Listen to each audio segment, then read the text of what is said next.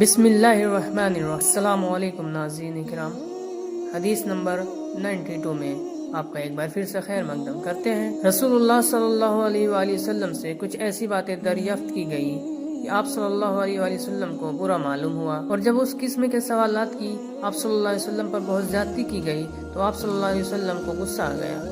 پھر آپ صلی اللہ تعالی علیہ وآلہ وسلم نے فرمایا، اے لوگو، پوچھو تمہیں جو پوچھنا ہے۔ تو ایک شخص نے پوچھا کہ یا رسول اللہ صلی اللہ علیہ وسلم، میرا باپ کون ہے؟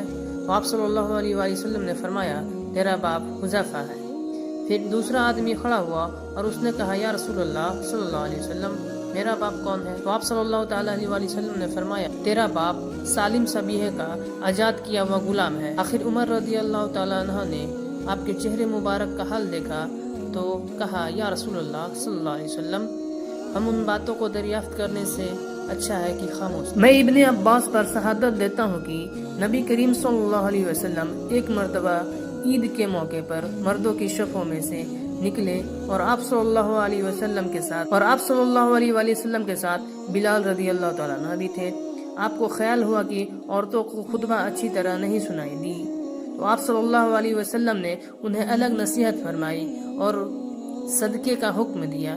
یہ بات سن کر کئی عورتیں بالی اور کئی عورتیں انگوٹھی ڈال، اور بلال رضی اللہ تعالیٰ نے اپنے کپڑے کے دامن میں یہ چیزیں لینے لگے۔ ابو ہریرہ نے کہا، یا رسول اللہ صلی اللہ علیہ وسلم، قیامت کے دن آپ صلی اللہ تعالیٰ علیہ وآلہ وسلم کی شفاعت سے سب سے زیادہ سعادت کسے ملے گی؟